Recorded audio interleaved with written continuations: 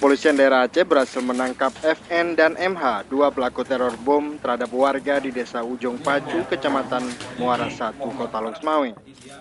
Polisi juga menyita 2 pucuk senjata api jenis AK-56 beserta 193 butir peluru dan 1 unit pistol jenis FN serta 2 buah bom rakitan yang belum sempat diledakkan. Menurut Kapolda Aceh Irjen Polisi Husein Hamidi, tersangka FN yang berperan sebagai perakit bom ditangkap di Medan, Sumatera Utara.